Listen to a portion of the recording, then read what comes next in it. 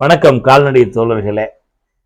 கறவை மாட்டின் பால் எடுக்கும் முறைகளும் அதனுடைய குணங்களும் என்ற தலைப்பினை உங்களுக்காக வழங்க இருக்கிறேன்.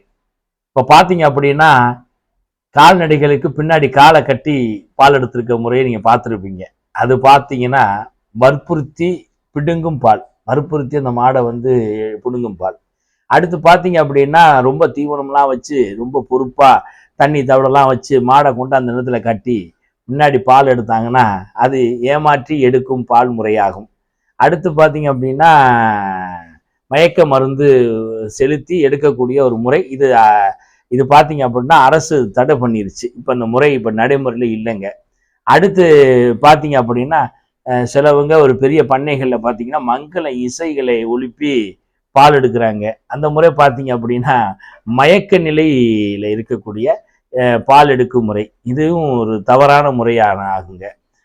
அடுத்து பார்த்தீங்க அப்படின்னா அதிக தீனிகள் வச்சு அது செரிக்கக்கூடிய நேரங்களை பார்த்து ரொம்ப பார்த்தீங்கன்னா பல்லெல்லாம் கடிச்சுக்கிட்டே இருக்கும், கட கடனை கடிக்கும்.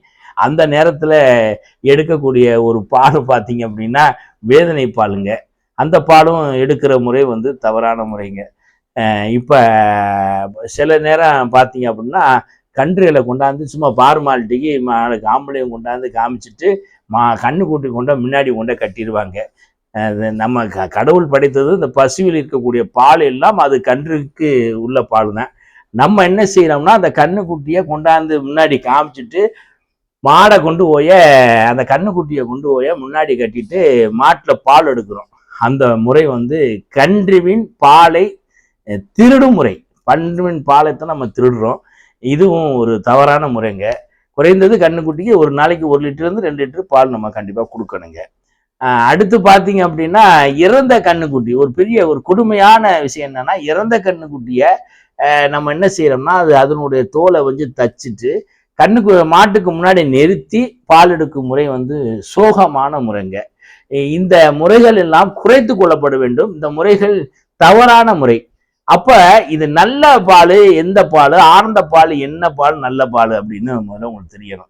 ஒரு மாடு ஆரோக்கியமா அதை அசை போட்டுக்கிட்டே இருக்கும் பொழுது நம்ம பால் எடுக்கக்கூடிய முறை தான் ஆனந்த பால்.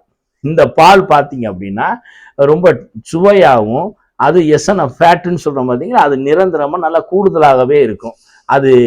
இந்த பாலத்தை நம்ம அருந்தணும், நல்ல ஒரு ஆரோக்கியம் பெறலாம். இந்த பாலுக்கு பேரு மாடு நல்ல அசை போட்டுக்கிட்டு இருக்கும் போது எடுக்கக்கூடிய பால் தான் ஆனந்த பால். எல்லாரும் ஆனந்த பால் எடுத்து சந்தோஷமாக வாழ வாழ்த்துகிறேன். நன்றி, வணக்கம்.